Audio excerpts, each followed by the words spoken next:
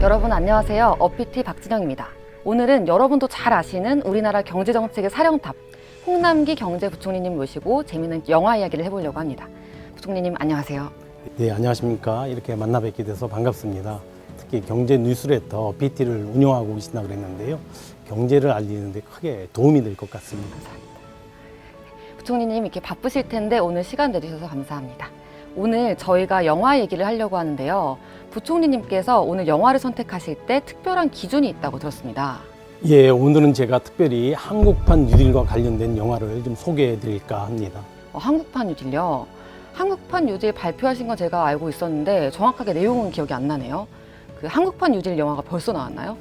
네. 아마 한국판 뉴딜이라고 영화가 있는 건 아니고요. 한국판 뉴딜에 대해서 많은 분들이 우리 박진영 팀처럼 들어봤을 겁니다. 그러나 정확한 내용을 잘 알고 계시지는 못할 것 같아서 오늘 제가 한국판 뉴딜에 대해서 영화로 소개시켜 드리고자 합니다. 한국판 뉴딜은 현재 전 세계가 처한 코로나 위기를 극복하고 또 나아가 경제사회 구조 전반의 변화를 통해서 우리나라가 선도국가로 도약하기 위한 국가 대전환 전략이라고 할 수 있겠습니다. 이와 같은 한국판 뉴딜은 디지털 경제를 선도하기 위한 디지털 뉴딜, 그리고 저탄소 경제로 전환하기 위한 그린 뉴딜, 그리고 위기와 변화에서 어려움을 겪고 있는 분들을 돕기 위한 고용사회 안전망의 강화로 구성되어 있고요. 한국판 뉴딜을 지역으로 확산시키기 위한 지역균형 뉴딜도 병행해서 추진되게 될 것입니다. 사실 이렇게 설명을 드리면 너무 어려우시죠? 그래서 오늘 제가 영화 몇 개를 골라봤습니다. 이 영화들을 통해서 우리 국민들의 삶이, 우리 경제가 어떻게 바뀌게 되는지를 한번 보다 쉽게 설명을 한번 드려보도록 하겠습니다. 그렇군요. 아주 기대가 되는데요. 그럼 한번 영화를 보실까요? 먼저 첫 번째 영화는 2007년도에 개방하여 많은 분들이 관람하셨던 인기 영화인 트랜스포머로 시작해 보겠습니다. 트랜스포머, 이 영화가 한국판 뉴딜과 어떤 관계가 있나요? 예, 이 영화에는 트랜스포머의 악당 로봇 메가트론이 숨어 있는 장소로 후보댐이 등장하게 됩니다. 혹시 후보댐 하면 생각나시는 게 있으신지요? 고등학교 때 사회교과서에서 본 것 같습니다. 루즈벨트 대통령의 뉴딜 정책인가요? 네, 맞습니다. 바로 미국의 뉴딜 정책입니다. 미국은 1930년대에 대공황이라고 하는 전대미문의 위기를 극복하기 위하여 뉴딜을 추진하였는데요. 방금 보셨던 후보댐이 그 뉴딜 정책의 대표적인 유산이라고 할 수 있겠습니다. 지금 코로나19라고 하는 초유의 팬데믹 위기 상황을 맞아 우리나라를 비롯해서 전 세계가 큰 어려움을 겪고 있습니다. 이와 같은 충격은 바로 1930년대 미국의 대공황에 버금가고 이를 능가할 것이라고 많은 분들이 평가하고 있는데요. 미국의 대공황에 버금가는 위기라면 그 대응책도 뉴딜보다 버금가던가 그 이상으로 해야 되지 않겠습니까? 그래서 지금의 우리 상황에 맞게 마련한 위기 극복 및 코로나 이후의 국가 발전 전략이 바로 한국판 뉴딜입니다. 그렇다면 한국판 뉴딜은 어떤 점이 다른가요? 예, 그 부분은 영상을 잠시 보신 후에 제가 다시 설명을 드리도록 하겠습니다. 한국판 뉴딜은 후보댐으로 상징되는 미국판 뉴딜과는 차이가 있을 것입니다. 부총리님께서 발표하셨던 한국판 뉴딜 종합계획이네요. 부총리님, 이해하기 정말 쉽게 발표를 잘해주시는데요. 예, 감사합니다. 예, 말씀하셨듯이 제가 7월 14일 날 국민보고대회 때 발표했던 영상의 일부분입니다. 한국판 뉴딜은 후보댐으로 상징되는 소위 미국판 뉴딜과는 확연히 다르다고 하겠습니다. 대규모 토목사업, 그리고 SOC 투자가 아니라 포스트 코로나 시대에 디지털 그린 전환을 위한 인프라를 확고히 구축하는 것입니다. 위기 극복을 위해서 SOC와 같은 경기부양책을 대대적으로 실시하는 것이 아니라 DNA 고도화, 즉 데이터, 네트워크, AI의 고도화와 빅데이터 산업의 육성 등 우리 경제에 디지털의 옷을 입히고 새로운 에너지 생태계를 조성한다든가 그린 산업을 육성하는 등 우리 경제를 그린으로 채색하기 위한 투자 등 이런 것들을 통하여 새로운 미래를 설계하고 저탄소 경제의 전환을 선도적으로 추진해 나가기 위한 그런 프로젝트라고 할 수 있겠습니다. 네, 한국판 뉴딜이 미국판 뉴딜과 구별되는 점은 잘 알겠습니다. 그렇다면 부총리님, 한국판 뉴딜을 통해 우리 삶은 어떻게 바뀌나요? 예, 한국판 뉴딜은 우리 국민들의 삶을 확 바꾸게 될 것입니다. 먼저 디지털 뉴딜을 통해서 데이터, 네트워크, 인공지능 등 DNA 생태계가 보다 강화된다든가 비대면 산업을 육성한다든가 SOC가 좀 똑똑해지는 디지털화를 중점 추진 중에 있습니다. 이를 통해서 우리 일상이 많이 바뀌게 될 텐데요. 우리의 수도인 서울의 미래 모습이 어떻게 변하는지 보여주는 영화가 하나 있습니다. 함께 보시죠. 예, 이 영화는 2013년에 개봉된 클라우드 아틀라스라고 하는 영화입니다. 이 영화에서는 2144년을 배경으로 해서 전 세계의 중심이 된 국제도시 네오 서울이 등장합니다. 물론 지금의 서울과는 모습이 많이 다르겠지요. 많은 차들이 공중으로 다니고 드론을 타고 사람이 빠르게 이동하는 등 최첨단 디지털 기술이 고도로 집약된 미래 도시를 잘 보여주고 있습니다. 부총리님, 한국판 뉴딜이 추진되면 우리도 이제 지상으로 달리는 자동차 대신에 공중으로 이동하는 드론을 이용하게 되는 건가요? 예, 아무래도 당장 그렇게는 좀 힘들겠죠. 그러나 드론을 타고 하늘을 날아다니는 모습은 한국판 뉴딜이 그리는 모습 중에서 작은 일부라고 생각하시면 좋을 것 같습니다.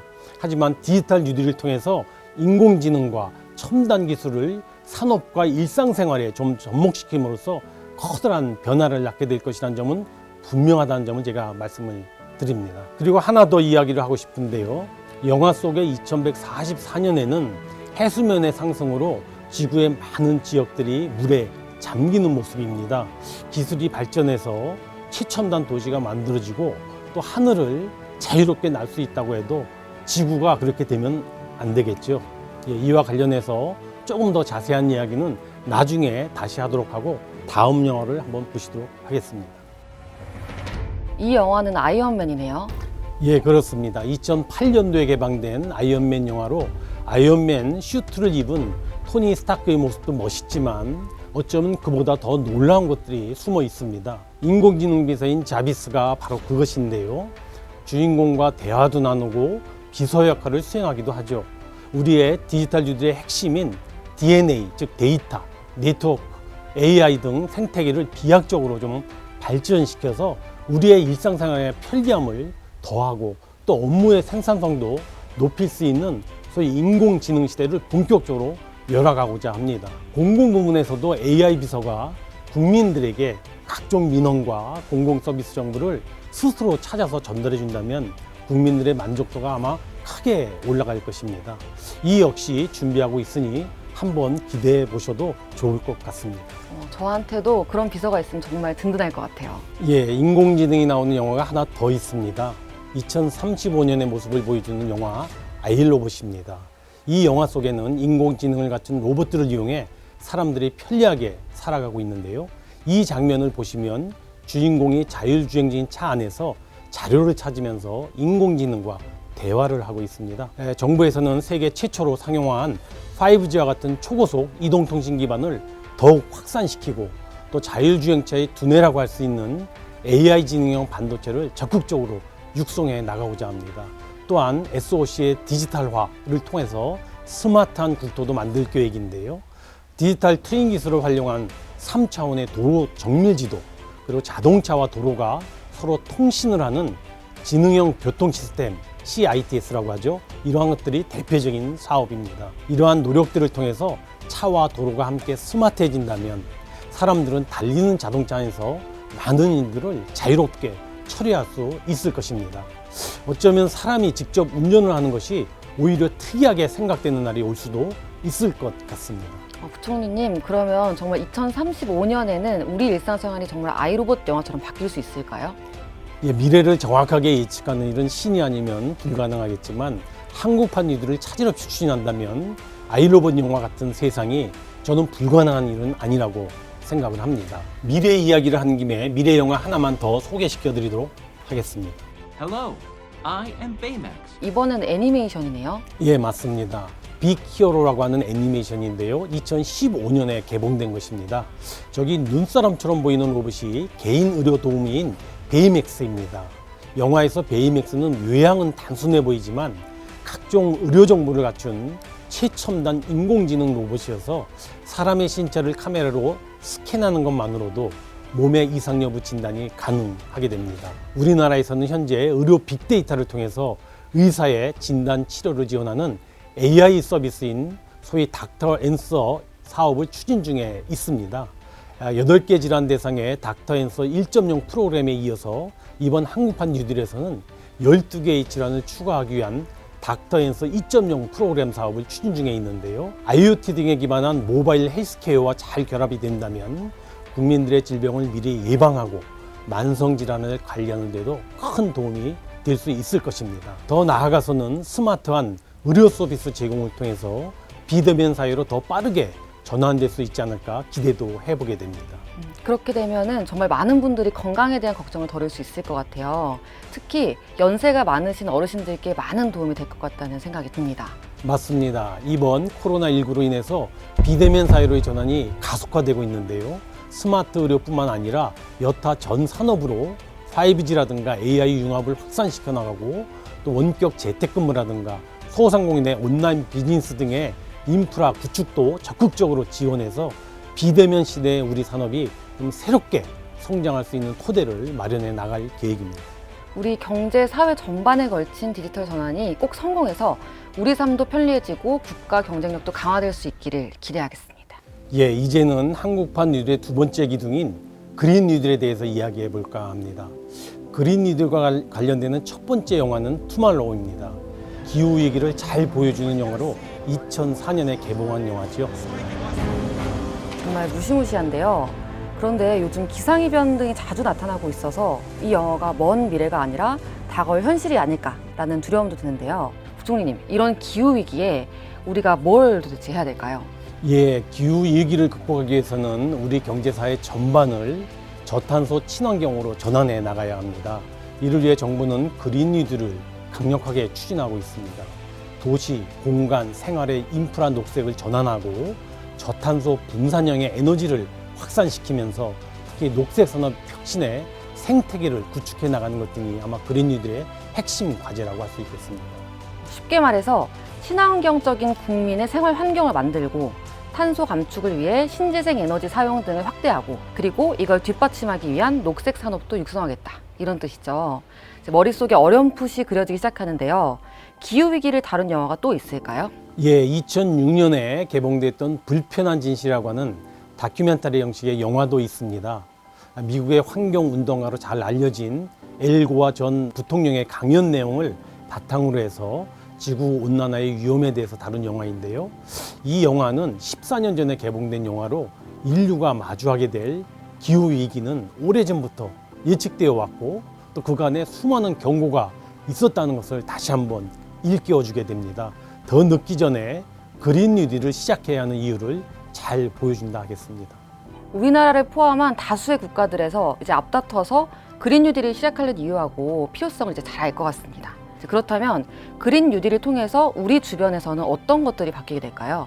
예, 영화를 하나 더 보겠습니다. 체인 리액션이라는 영화를 보겠습니다. 1996년도에 만들어진 영화인데요. 물을 이용한 꿈의 에너지 기술이 등장하게 됩니다. 이 기술을 차지하기 위한 암투가 이 영화의 줄거리인데요. 당시에는 물을 이용해서 어떻게 에너지를 만들지 하고 황당하게 생각을 했었을 텐데 요즘은 그 황당한 일들이 진짜 실제로 벌어지고 있습니다. 바로 수소 에너지입니다. 물을 전기 분해해서 수소를 생산하면 이 수소를 연료전지에 활용하여 전기를 생산하는 것입니다.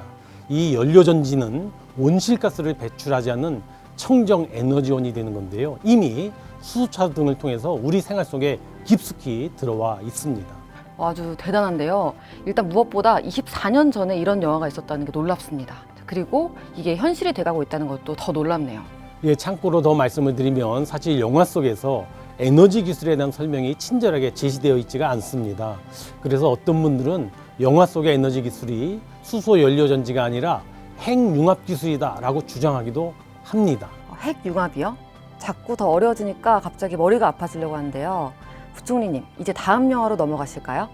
아, 그러실까요? 이번에 머리가 좀 맑아질 수 있는 비교적 최근 영화를 하나 소개해 드리겠습니다.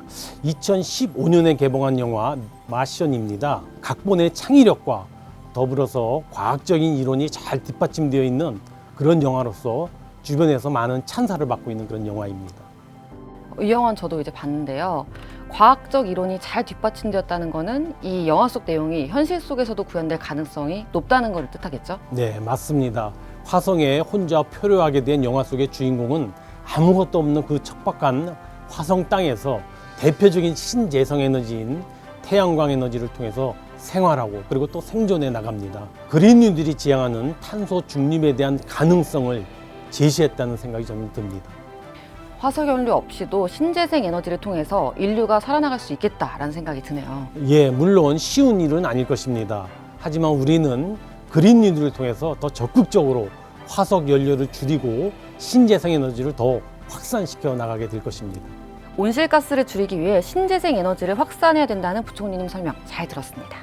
네, 그렇다면 우리 사회를 저탄소, 친환경 사회로 전환하기 위해 또 어떤 노력들을 해야 할까요?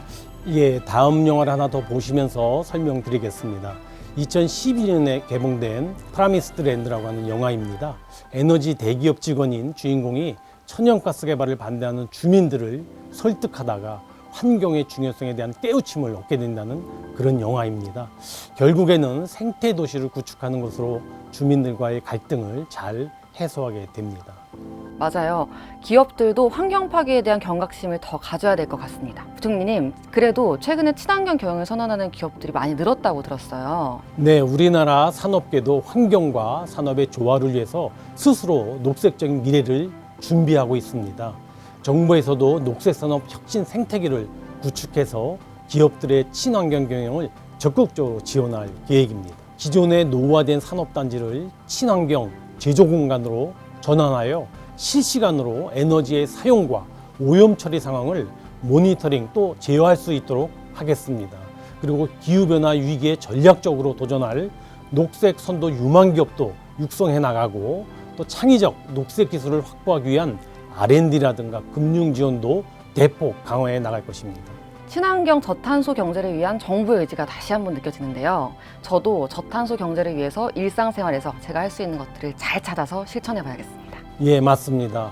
그린 뉴딜의 성공을 위해서는 많은 국민, 기업들의 참여와 관심이 필요합니다. 네, 오늘부터 제가 할 수 있는 것들을 찾아서 잘 실천하겠습니다. 자, 그럼 다음 영화는 어떤 영화인가요? 예, 이번에는 한국판 뉴딜의 토대라고 할 수 있는 디딤돌이라고 할 수 있는 고용사의 안전망 강화 관련되는 영화입니다. 우선 2019년도에 개봉했던 영화 두 편을 먼저 소개해 드리고자 합니다.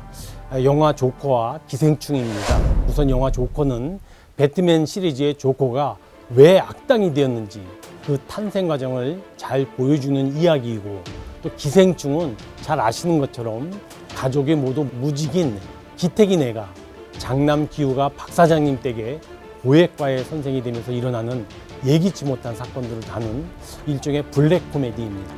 네, 부총리님, 두 영화 모두 우리 시대의 양극화의 비극을 주제로 하고 있다는 공통점이 있는 것 같은데요. 예, 정확하게 지적을 주셨습니다. 우선 영화 조커는 불우한 가정 환경과 정신질환에도 불구하고 사람들에게 웃음을 주기 위해 코미디언을 꿈꾸던 아서 플렉이 부실한 사회 안전망으로 인해서 제대로 치료를 받지 못해 광기에 휩싸인 악당으로 변해가는 과정을 보여주고 있습니다. 네, 한편으로 조커는 왜 우리 사회에 안전망이 필요한지에 대한 화두를 던진다고도 할 수 있겠네요. 예, 그렇습니다. 오스카 작품상을 수상한 우리 영화 기생충도 비슷한 맥락에서 보실 수가 있을 것 같습니다. 특히 부자 가족과 가난한 가족을 대비해서 우리 사회의 양극화 문제에 대한 경각심을 크게 일으키고 있는데요. 코로나 위기가 이 양극화를 더욱 심화시키고 있다는 지적이 많습니다. 경제적으로 어려운 분들에게 실직이라든가 또는 소득의 감소 등 코로나 충격이 더 크게 다가올 뿐만 아니라 포스트 코로나 시대의 빠른 구조전환에 더 낙오될 우려도 크다는 점 때문입니다. 안전망 강화는 바로 이와 같이 어려움을 겪는 분들을 따뜻하게 안아주고 또 다시 일어설 수 있도록 도와주려는 것으로서 한국판 뉴딜을 든든하게 받쳐주는 디딤돌, 토대라고 할 수 있겠습니다. 그렇군요. 생각해보니까 코로나로 인해서 참 많은 분들이 힘들어하고 있는데 이분들을 돕기 위한 안전망이 정말 중요하다는 생각이 드네요. 예, 맞습니다. 제임스 브래독이라고 하는 권투 선수의 실화를 배경으로 한 2005년에 개봉한 영화 신데렐라 맨도 1930년대 미국의 대공황 시대를 배경으로 고용 안전망의 중요성을 잘 보여주는 영화입니다. 7전 8기의 감동 실화. 신데렐라맨이 고용 안정망의 중요성을 보여주는군요. 예, 영화에서 유망했던 라이트 헤비급 권투 선수였던 제임스 프레독이 이딴 패배와 부상으로 권투를 포기하지만 일자리를 구하지 못해 고생을 하게 됩니다. 대공황 위기까지 닥쳐 가족들에게 끼니도 양보한 채 아침마다 인력 시장을 전전하다가 결국 일자리를 구하지 못해 밀린 전기세 때문에 온 가족이 뿔뿔이 흩어져야 하는 가슴 아픈 장면들이 많이 나옵니다. 정부가 무엇을 해야 하는지 잘 보여주는 영화인데요. 정부는 한국판 뉴딜을 통해서 고용보험 가입 대상을 전 국민으로 확대하고 저소득층의 생계와 취업을 지원하는 국민 취업 지원 제도를 내년에 도입해서 시행하고 또 예기치 못한 고용 충격으로부터 국민을 보호할 수 있도록 탄탄하고 촘촘한 고용 안전망을 구축해 나갈 계획입니다. 네, 저도 한국판 뉴딜을 통해서 실업 불안에서 벗어나고 그리고 소득 격차로 인해서 좌절을 겪지 않는 포용 국가를 기대해 봅니다. 예, 마지막 영화 하나 더 보겠습니다. 마지막 영화는 2016년 칸 영화제 황금 종려상을 수상한 영국 켄 로치 감독의 나 다니엘 블레이크입니다. 이 영화에서는 건강 악화로 일을 못하게 돼서 실업수당을 신청하지만 복잡하고 관료적인 절차 때문에 지원을 받지 못하는 주인공 블레이크와 그의 가난한 이웃이자 두 아이의 엄마 케이티가 등장하는 영화입니다. 이 영화는 부조리한 복지제도를 지적하고 또 따뜻한 연대의 중요성을 강조하는데요. 한국판 뉴딜이 추구하는 소위 사람 중심의 포용사회라고 하는 기본 정신과 맥을 같이 하면서 또 동일하지 않나 이렇게 생각이 됩니다. 한국판 뉴딜을 통해 함께 잘 사는 포용적 국가를 구현할 수 있도록 우리 사회 복지제도의 빈틈을 잘 메꾸어 나가도록 총력을 기울여 나갈 것입니다. 22년까지 생계급여 부양 의무자 폐지 등 기초생활 보장을 확대하고 누구나 일하다가 아프면 생계 걱정 없이 쉴 수 있게 해주는 소위 상병수당 도입 방안도 함께 마련할 계획입니다. 화려하고 눈부신 기술 이면에는 이렇게 어두운 부분도 있을 수 있겠네요. 부총리님 말씀처럼 무엇보다 중요한 것이 바로 이런 분들을 위한 안전망을 튼튼하게 구축하는 게 아닐까 생각해 봅니다. 더욱 튼튼한 고용사회 안전망이 국민을 지켜주는 든든한 버팀목이 되고 한 번 넘어져도 다시 일어설 수 있도록 격려해주는 따뜻한 나라가 될 수 있도록 부총리님 더욱 힘써 주셨으면 좋겠습니다. 네, 결국 가장 중요한 것은 사람이 중심이 되어 함께 성장, 발전하고 나누는 것이 아닐까 생각됩니다. 그럼 지금까지 나눈 이야기를 마무리할 시간을 한번 가져보도록 하겠습니다. 이 그림은 이정문 화백이 1965년에 2000년대 미래를 예측하여 그린 만화입니다. 혹시 이 만화를 보신 적 있으신가요? 1965년이면 제가 태어나기 훨씬 전이네요. 그때 벌써 이런 미래를 상상했던 분이 계셨던 거예요? 놀랍네요. 네, 정말 놀라운 상상력이죠. 하지만 당시 24살의 이화백이 그린 스마트폰, 전기자동차, 로봇 청소기, 태양광, 원격 교육 등의 만화 속의 상상의 모습은 2020년 현재 대부분 현실화되고 있습니다. 우리가 먼 미래라고 생각했던 일들이 이와 같이 성큼 우리 앞에 다가와 있는 것입니다. 그리고 이것을 더 빠르게 앞당기고 우리나라가 선도하려고 하는 것이 바로 한국판 뉴딜이라고 할 것입니다. 이번에는 UCC 영상을 보시죠. 얼마 전에 기획재정부에서 개최했던 한국판 뉴딜 UCC 공모전에서 우수상을 받은 한국판 뉴딜로 그리는 대한민국 미래의 100년입니다. 한국판 뉴딜이 꿈꾸는 2025년의 미래가 이 영상에 잘 담겨져 있습니다. 지금까지 설명드렸던 영화들이 이 한 편의 동영상에 잘 축약되어 있지 않나 생각되는데요. 미래 산업과 행정 혁신을 선도하는 똑똑한 나라, 그리고 사람, 환경, 성장이 조화되는 그린 선도 국가, 그리고 실업 불안에서 벗어나고 소득 격차와 지역 격차로부터 좌절을 겪지 않는, 그래서 더 보호받고 더 따뜻한 나라, 그러한 대한민국의 미래가 한국판 뉴딜의 핵심이라 할 수 있겠습니다. 영화 같은 우리의 미래 꼭 현실로 만들어 나가도록 하겠습니다. 네, 그렇군요. 부총리님이 맨 처음에 영화로 한국판 뉴딜을 설명하겠다고 하셨을 때 처음엔 좀 감이 잡히지 않았었거든요. 이렇게 설명을 다 듣고 나니까 한국판 뉴딜이 어떤 것인지 잘 알 수 있을 것 같습니다. 나와 우리 사회와 공동체, 대한민국, 더 나아가 지구를 지켜나가기 위한 우리 경제사회 패러다임의 대전환. 저는 한국판 뉴딜을 이렇게 정의하고 싶습니다. 예, 정리를 아주 잘 해주셨는데요. 청출어람이 청어람이라고 오히려 저보다도 한국판 뉴딜을 더 정확하게 이해하시고 설명을 주신 것 같습니다. 제 설명을 그동안 잘 경청해서 감사드립니다. 정신없이 바쁘실 텐데 이렇게 시간 내주시고 친절하게 설명해 주셔서 정말 감사드리고요. 이제 앞으로도 한국판 뉴딜의 성공을 위해 애써주시는 경제부총리님을 저도 열심히 응원하도록 하겠습니다. 파이팅 하세요! 네, 응원해 주셔서 힘이 더 나는 것 같습니다. 한국판 뉴딜의 성공은 정부의 힘만으로는 불가능합니다. 국민 여러분들의 적극적인 관심과 지지가 있어야만 성공할 수 있을 것입니다. 정부도 그리고 저도 최대한 열심히 힘을 내서 하도록 하겠습니다. 감사합니다.